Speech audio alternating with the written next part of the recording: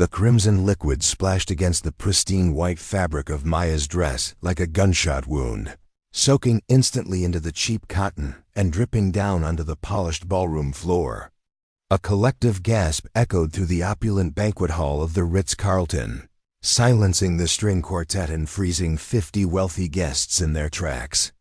Standing over Maya with an empty wine glass and a smirk that could cut glass was Victoria, the hostess of the evening and the mother of Maya's fiancés. James. "Oops," Victoria said, her voice dripping with fake sweetness that fooled absolutely no one. "My hand slipped, but honestly, dear, I did you a favor. That dress was offending my eyes. It looks like you bought it at a garage sale."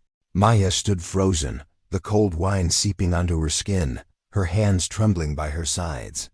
This was supposed to be her engagement party, the night she was officially welcomed into the prestigious Sterling family. Instead, it was a public execution. James, her fiancé, rushed to her side, grabbing a napkin. "Mom! What is wrong with you?" he shouted, his face pale with embarrassment. "It was an accident." Victoria lied smoothly, waving her hand dismissively. "Besides, James, look at her. She doesn't belong here. Look at these people. Look at this room. And then look at ... her." She gestured at Maya as if she were a stain on the carpet. "You are a Sterling, James. You come from old money. She comes from ... nowhere."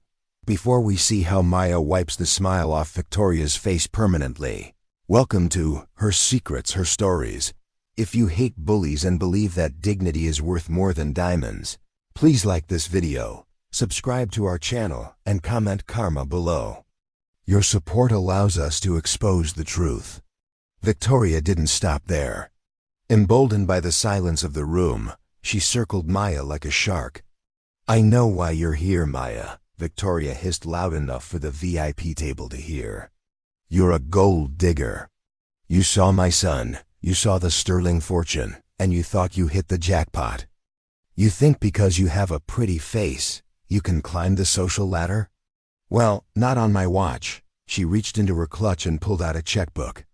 She scribbled something hastily and tore the paper out. "Here," she threw the check at Maya. It fluttered to the floor, landing in a puddle of wine. $10,000. Pick it up. It's more money than you've ever seen in your life. Take it, leave my son, and go buy a dress that doesn't look like a cleaning rag." Maya looked at the check. Then she looked at James, who was arguing with his father in the corner, looking weak and helpless. Then she looked at Victoria. Maya didn't cry. She didn't scream. She slowly bent down, picked up the soggy check, and looked Victoria dead in the eye. "You think my price is $10,000? Maya asked softly. Victoria laughed. "Oh, honey, I'm being generous. Everyone has a price, especially girls like you." "You're right," Maya said, her voice gaining strength. "Everyone has a price. But you can't afford mine." She ripped the check into tiny pieces and let them fall like confetti. "I'm not leaving, Victoria, and I'm not changing my dress. I wear this dress because my mother made it for me before she passed away. It has more value than every diamond on your neck." Victoria's face turned purple. The dead mother card usually garnered sympathy, and she saw the guests shifting uncomfortably. She needed to escalate. She needed to destroy Maya completely. "Security!" Victoria screamed. "Security! This woman just threatened me. She's drunk and disorderly. Get her out of here." Two burly security guards, hired by the Sterlings, approached hesitantly. "Mom, stop!" James pleaded, stepping in front of Maya. "If you kick her out, I'm leaving too." "If you leave with her," Victoria threatened, her eyes cold, "you are cut off. No inheritance, no trust fund. No job at your father's company. You will be penniless just like her." James froze. He looked at Maya, then at his mother. The fear of poverty was etched on his face. He hesitated. And in that hesitation, Maya saw everything she needed to know. She gently pushed James aside. "It's okay, James," she said sadly. "You don't have to choose. I'll leave." She turned to the guards. "Don't touch me." I can walk out myself. Not so fast, Victoria shouted. Check her purse. Before she leaves, check her purse. I'm missing my diamond earrings. I bet she swiped them while she was hugging me earlier, the crowd murmured. A thief? That changed everything. Maya's eyes went wide. I didn't touch your earrings. Prove it, Victoria smirked, crossing her arms. Empty your bag on the table, right now. Or I call the police. Maya knew she was innocent. She angrily grabbed her simple leather tote bag and dumped the contents onto the banquet table. A phone, a wallet, a lipstick, and a pair of massive glittering diamond earrings that tumbled out and sparkled under the chandelier. Maya gasped. I've never seen those before. She planted them. Victoria looked triumphant. I knew it. A thief and a liar. Call the police. I want her arrested immediately. The sight of the diamond earrings sitting amidst Maya's humble belongings was the final nail in the coffin as far as the guests were concerned. Whispers of disgraceful and trash rippled through the room. James looked at Maya with betrayal in his eyes. Maya, he whispered, how could you? James, I didn't take them. Maya pleaded, her voice cracking for the first time. She bumped into me when I arrived. She must have slipped them in then. Save it for the judge, Victoria gloated, pulling out her phone. I'm dialing 911. You're going to jail, sweetie. And James, you should thank me. I just saved you from marrying a felon. The atmosphere in the room was suffocating. Maya stood alone, the wine stain drying sticky on her chest, framed for a crime she didn't commit, abandoned by the man she thought she loved. It was the lowest moment of her life. But it was also the moment the tide began to turn. The banquet hall doors swung open with a bang, and 3 police officers entered, led by a stern-looking captain. Victoria waved them over enthusiastically. Officers. Over here. I caught her red-handed. That woman stole my diamond earrings. The police captain marched over to the table. He looked at the earrings, then at Victoria, and finally, his gaze landed on Maya. He stopped dead in his tracks. His eyes widened in recognition. Miss Davis? The captain asked, sounding confused. Maya Davis? Victoria laughed. Her name isn't Davis. It's well, whatever. She's a nobody. Arrest her. The captain ignored Victoria and took off his cap, stepping closer to Maya. Ma'am, are you all right? What happened to your dress? Maya took a deep breath, straightening her posture. I'm fine, Captain Miller. Mrs. Sterling here seems to believe I stole her jewelry. And she also seems to believe I'm a nobody. Captain Miller turned to Victoria, his face hardening. Mrs. Sterling, I suggest you be very careful with your accusations. Do you know who this woman is? Of course I do, Victoria scoffed. She's a broke waitress my idiot son picked up. This woman, Captain Miller announced, his voice carrying to the back of the room, is Maya Davis, the CEO and founder of Davis Tech Solutions. She was on the cover of Forbes magazine last month as the youngest self-made billionaire in the state. The silence that followed was deafening. It was heavier than the silence after the wine spill. James's jaw dropped. Victoria blinked, her brain misfiring. What? That's impossible. Look at her dress. It's cheap. It's sentimental, Maya corrected her coldly. And yes, I am a billionaire. I didn't tell James because I wanted to know if he loved me, or for my money. She glanced at James, who looked ready to vomit. Now I have my answer. Maya turned back to Victoria. You planted those earrings, Victoria. And unfortunately for you, you picked the wrong victim. Captain Miller, I'd like to file a complaint for defamation and filing a false police report. Wait. Victoria stammered, sweating through her heavy makeup. It must be a mistake, a prank. I didn't know. You didn't know? Maya stepped closer, the wine stain on her dress now looking like a badge of honor. You didn't know that my company, Davis Tech, specializes in security software? The same software that runs the security cameras in this hotel? Maya pulled out her phone and tapped the screen a few times. She held it up for the room to see. On the screen was a high-definition video feed from 30 minutes ago. It clearly showed Victoria hugging Maya and deftly slipping the earrings into Maya's open bag. The crowd gasped again. This time, the disgust was directed at Victoria. "You caught that on camera?" Victoria whispered, terrified. "I catch everything," Maya said. "But that's not the only surprise I have for you tonight."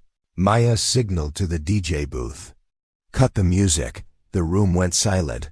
Maya walked to the center of the dance floor. "Victoria, you said earlier that if James left with me, he would lose his job at his father's company, Sterling Industries, right?" "That's right."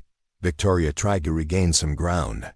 "My husband owns that company. We can crush you." "Actually," Maya smiled, and it was a smile that promised destruction. "About that. You see, I did some research on Sterling Industries last week. I noticed your stock prices were falling. I noticed you were heavily in debt." A man in a tuxedo, James's father, pushed his way to the front. "What is she talking about?" he demanded. Maya turned to him. "Mr. Sterling, good evening. You might want to check your email. As of this morning, Davis Tech completed a hostile takeover of Sterling Industries. I bought 51% of your shares." You what?" Mr. Sterling grabbed his chest. "I am the new majority owner of your company," Maya declared. "Which means, Victoria, that you don't cut people off." "I do." The revelation hit the room like a nuclear bomb. The Sterlings weren't just embarrassed. They were owned. Mr. Sterling was frantically checking his phone, his face draining of color as he read the notification confirming the buyout. Victoria looked like she was having a stroke. She stumbled back, knocking over a chair. No. This is illegal." "You can't do this," she shrieked. "It's business," Maya said calmly. "And honestly, I intended to be a silent partner. I intended to save your company and let James run it one day. I wanted us to be a family." Her voice grew colder. "But then you poured wine on my mother's dress. Then you called me trash. Then you tried to frame me for a felony." She turned to Mr. Sterling. "My first act as owner is to restructure the board. Mr. Sterling, you are forced into early retirement. Effective immediately." Mr. Sterling slumped against the wall. "And James," Maya looked at her former fiancé. "You had a choice. You could have defended me. You could have walked out with me when I was poor. But you hesitated. You chose the money." James fell to his knees, tears streaming down his face. "Maya, please, I was scared. I love you." "I didn't know. You love the idea of me," Maya said sadly. "But you don't deserve the reality of me. The engagement is off." She pulled the modest engagement ring off her finger, the one she had pretended to love, and placed it on the table next to the diamond earrings. "Now," Maya turned back to Victoria, who was shaking uncontrollably. "Captain Miller, about those charges." Victoria lunged forward, grabbing Maya's arm. "Please, don't have me arrested. Think of the scandal. I'll do anything. I'll clean your dress. I'll apologize." "It's too late for apologies." Maya pulled her arm away. "You wanted to call the police, Victoria. You wanted justice. Now you're going to get it." Captain Miller stepped forward and pulled out his handcuffs. "Victoria Sterling, you are under arrest for filing a false police report, attempted larceny, and assault." As the handcuffs clicked around Victoria's wrists that were draped in gold bracelets just moments ago, the guests pulled out their phones. They weren't filming the poor girl anymore. They were filming the downfall of the Queen Bee. Flashbulbs popped as Victoria was let out of her own party, crying and screaming threats that no one listened to. James sat on the floor, head in his hands, watching the love of his life and his family's fortune walk out the door. Maya stopped at the exit. She looked back at the ruined party, the ruined family, and the wine stain on her dress. She saw a waiter standing nearby with a clean towel. He looked at her with awe. "Miss Davis," the waiter whispered. "Can I get you anything?" Maya smiled, a genuine, warm smile. "Actually, yes. Do you have a glass of white wine?" "I'm celebrating." The waiter handed her a glass. Maya raised it to the room, took a sip, and walked out into the night, leaving the chaos behind her. The aftermath was swift and brutal. The video of Victoria's arrest went viral, captioned "Karma at the Ritz." The Sterling reputation was destroyed. Mr. Sterling lost the company and the house to cover their debts. James tried to contact Maya for months, sending flowers, letters, begging for a second chance, but he never received a reply. He ended up working a mid-level desk job at a competitor's firm, forever haunting the internet as the guy who dumped a billionaire.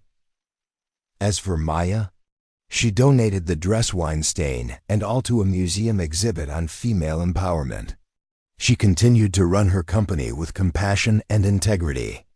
She eventually found love again, with a man who didn't care if she wore couture or cotton, as long as she was happy. And every year, on the anniversary of that night, she sends a bottle of cheap red wine to Victoria's prison cell, and later, her small apartment. Just a gentle reminder that when you try to stain someone else's reputation, the only thing you really ruin is your own. If this story satisfied your craving for justice, please share it with your friends. Never let anyone treat you like you're beneath them. You never know when the person you re-stepping on might be the one owning the ground you stand on. Thanks for watching Her Secrets, Her Stories.